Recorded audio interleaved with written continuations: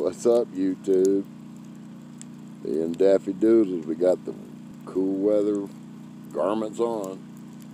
Having a little fire here in the great state of New Mexico. Went to Roswell, bought the t-shirt, well, the hat. Pretty cool. Yeah, very interesting. A lot of fun. Man, that's living the dream, man. It's almost more than I can take, guys. Hey, on our next episode, don't forget the new series, the tip of the day.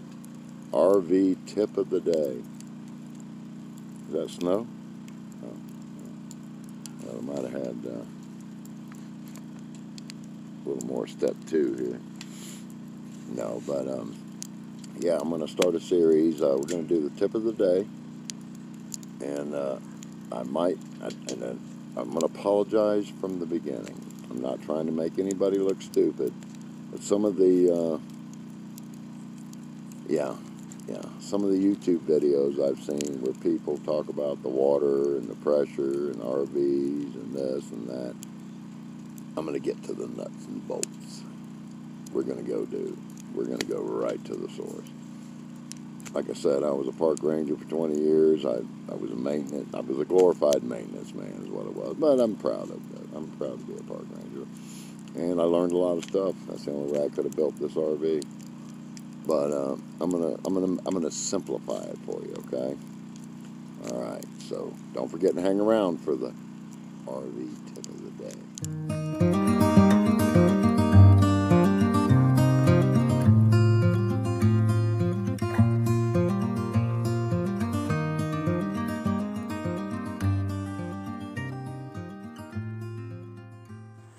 What's going on, YouTube? Rusty Romer here, Rusty Bohannon. Having a good time. We're in Glenwood, New Mexico. It's about 5 o'clock on a Wednesday afternoon. We're going to be leaving tomorrow. Broke the drone out today. Worked pretty good. Better for $600. Huh? But yeah, don't forget to stick around for the tip of the day. I'm going to have that for you. It's not rocket science, people. That's all I'll say. There's a teaser for you. Had a blast. Got here on Monday. Decided to do some boondocking. I mean, well, I had to get new batteries. I'll tell you that in a minute. But, you know, the camping's free, so, hey, and you get this beautiful scenery. And guys, I'll tell you, what a beautiful country we live in. It's just absolutely amazing, especially when you're from Florida. I lived in Connecticut for a while, in Kentucky, for a little bit. I won't tell you the circumstances behind some of those, but so I had seen snow and everything, but I finally got to see some snow in, where was I? I think I was in northeast Texas when I first saw some snow after about 40 years. Beautiful, of course, you know, you forget. And but anyway, boondocking, a lot of people do it. A lot of people have YouTube videos about it. What it basically means is, to me, is without water or electricity. That's pretty basic what it is. So if you've got an RV or van or whatever, I don't care if you're in the back of your pickup truck, but you gotta have, you're gonna have to have some supply of water and not necessarily electricity. I would say it's almost like tent camping that way. But as you know, I got the 100-watt solar panel. She's doing good. She gives me energy. She gives me direct energy. Not much. I mean, you can't run too much on that. Maybe some lights. But, of course, with the inverter, now, well, let me go ahead and tell you the battery story. I bought these Duracell 6 volts, and I put them in parallel, which makes it 12 volt, but the amps stay the same. Well, I went to batteries plus bulbs, which were where I bought the original ones. The 6 volts, which I made a mistake. What you want to do is really double your amps. So, but I needed 12 volt about the 2.6, and I wasn't thinking about the amps, and now I learn like you do. You know, when you get on the road, you learn things, and boy, I've learned a ton. But you're better off with more amps than you are volts, because a lot of your stuff And you can look up on YouTube. You can find the conversions for, you know, how much amp a certain, like a TV or whatever. Like my 5,000 BT air conditioner here, it runs about 5 amps. So you got to start adding all the appliances up and add all the amps up, and then if you come up to 80 amps, well, you know, you got to have a battery that's pretty good to run 80 amps, or you're going to be in trouble. Everything just shuts down. Trust me, I've been there. By the way, as Camping with Steve says, I'm on step 2.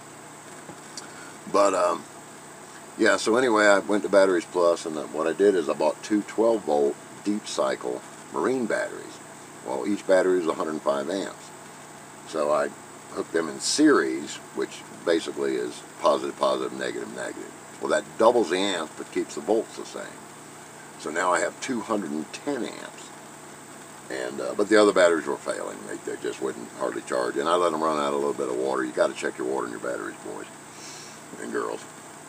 Yeah, you got to, and you got to only can use distilled water. Don't. I used purified water, and I think that was my mistake. And we make them. That's what we do. But so anyway, now I got 210 amps. Everything's working great. Water, I picked up some water. Sometimes I get it for free, but I bought gallons and I just pour them in my tank, which has a 12-volt pump that runs off the 12 or the batteries. So I always have water, or I have the other side of which it would be the hot side is the water that's from the 12-volt.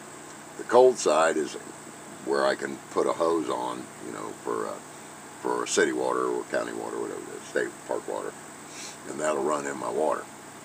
So I'm good there. Another clue here: if you're going to boondock, I have the cooler, the 12-volt cooler, but you know that drains the battery too. So what I'll try to do is buy a lot of canned foods, you know, beefaroni. That's an example. Potted meat, you know, yeah, you may not eat as healthy, but and there's some healthy choices, I'm sure, that you don't have to refrigerate, but buy the less you have to refrigerate, because it's and I see them on the RV, the refrigerator, the rough propane and gas and can, and the electric, and it's a hassle. When you get a cooler with ice, you could do it that way. Yeah, buy as little refrigerated stuff as possible, and it'll be a lot easier on you. Just pop a can, get some food. So that's for dispersed and boondocking, in other words. Other than that, yeah, it's pretty basic. Cold at nights, but I've got the buddy heater. I do have the 20-pounder, and sometimes I'll use the 1-pounders just to, if it's a little cool, just turn it on for a little bit, warm it up in here. It's fine. I'll tell you what, the electric blanket though, and I run that on the inverter at night. That is a saver, I'll tell you. If you're in a big RV, you got the heat, that's fine. But mine's small, you know that. So, but I have the electric blanket on about 5. I got it over here about 5, and we're toasty. Me and Daffy Doodles are toasty all night.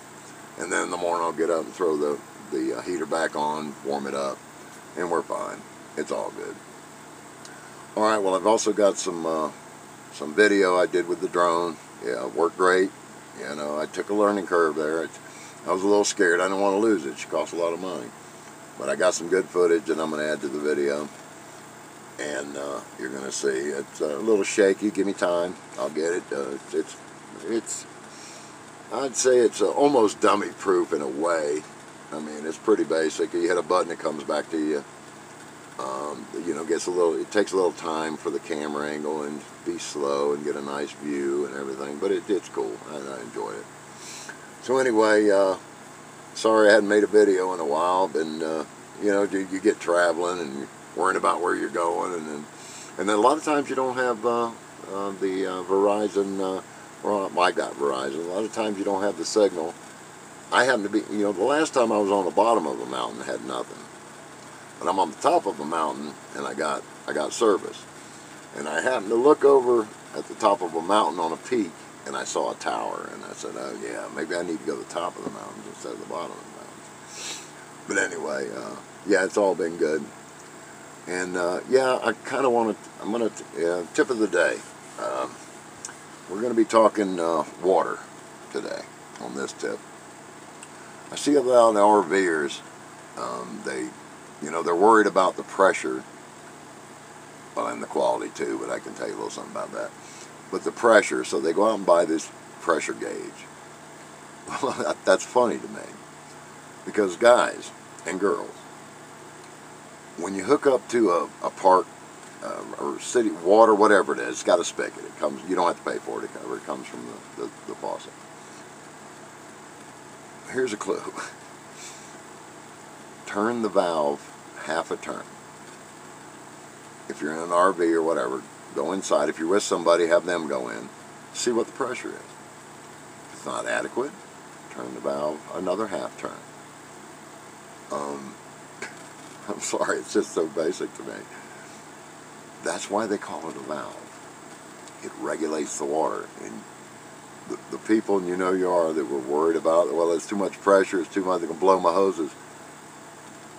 Just turn it until you're happy with it. That's why they call it a valve. And I'm not charging you for this tip. So the next time you go and hook up to the faucet, turn it a half turn, go inside, not enough. Remember, the more you turn, the more water comes out. That's why they call it a valve. Alright guys, I'm sorry man, that's just funny to me. But anyway, so don't buy that expensive, your expensive, a pressure valve to put on there. Just do it the easy way. Alright guys, Rusty Roamer here with Sleeping Daffy Doodle over here. That's the tip of the day. I love you guys. I'm going to get more videos. Now I'm getting the drone right. And don't forget, the next video, a new tip of the day. And this one's going to be good. Brilliant. No, I'm not really. I'm a stupid man. Just really a stupid man. Dish Satellite. You know your little dish? Well, I've got a way to make it where it's real easy for you.